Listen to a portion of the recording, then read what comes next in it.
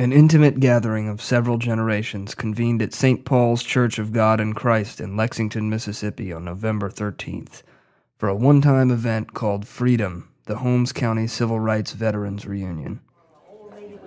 Those who witnessed the Holmes County movement firsthand came together with their children and grandchildren in an all-day meeting to reflect upon times past, to keep this important part of history alive for future generations, and to preview and help correct a book on the subject written by Sue Sojourner entitled Freedom. I'm Zelma Williams Kroom. I now live in Cleveland, Ohio. I grew up in Holmes County in Chula, Mississippi. After high school, I worked in the civil rights movement in the early 60s until in 66 is when I left. I was here until 66. I'm Rosa Headhouse, and I live in Chula, Mississippi, and out in the Milestone community.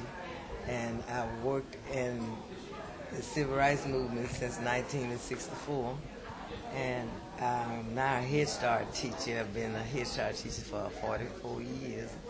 My reason for wanting to put this event on today is ever since Sue left Holmes County, she have stayed in touch with me. She would come back and spend 2 or 3 days in my home. We would go around and visit people, and she would interview different people about how things have changed or have not changed, since the movement in the 60s. And it was just her dream to make sure she get this book written and to get people together to see what they were thinking now and see what life was like for the people in Holmes County since she and her husband left.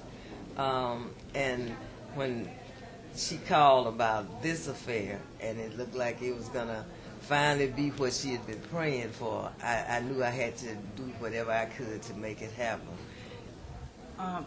My main purpose was to bring back the memories, because a lot of things that happen in Holmes County, you never read about it in the books. It didn't get recorded. For instance, black boys getting killed and thrown into the lake. The Emmett Till things jumped that off when people started noticing that they killed black boys. But before then, because my great-grandmother raised me, we were always taught to stay alive.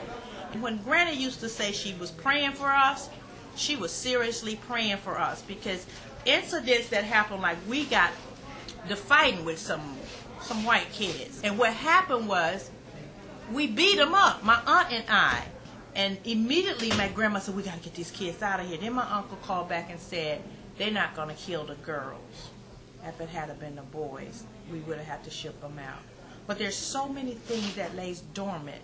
If Chula Lake could talk, there's a lot of bodies that never surfaced.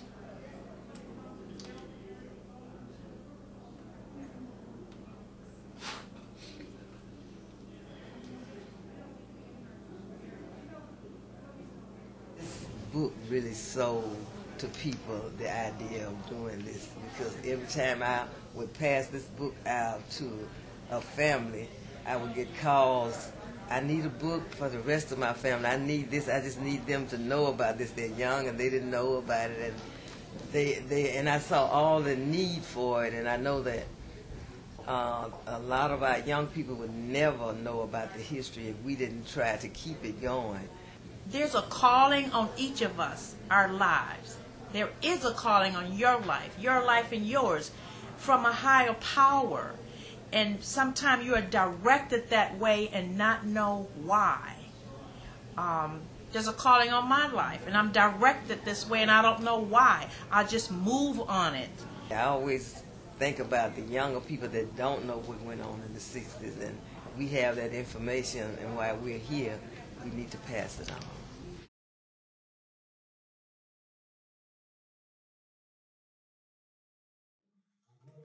When I was elected mayor of a Delta town, in an area where racism was at its heights, having come up in the movement, my thrust was to bring the black community up. We began writing proposals seeking going after federal dollars to do that. We built houses, we paved streets, we put in a sewage system, a drainage system. I can name you 20 projects without stopping. And we start recruiting industry. And this made the whites in the city upset, very upset.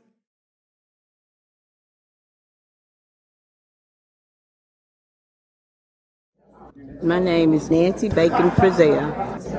Well, we marched the day before. I think Dr. King came.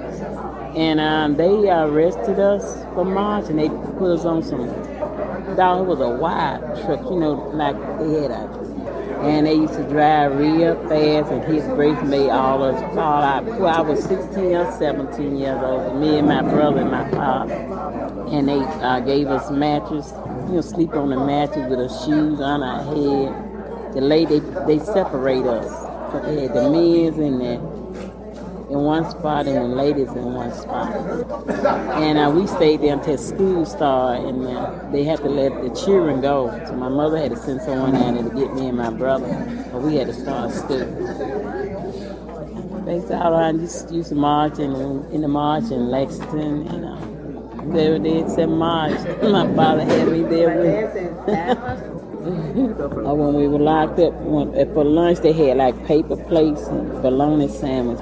I was in a line, my father was in a line, and my brother dropped the plate in the water, and they made him stick his hand in hot water and pick that plate out of that hot water. The police made him do that.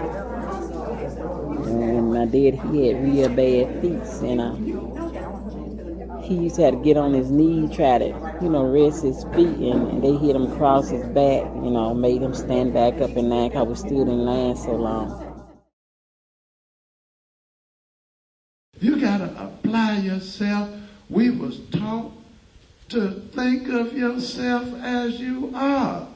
Don't let nobody dictate to you who you are. That is what this movement was all about.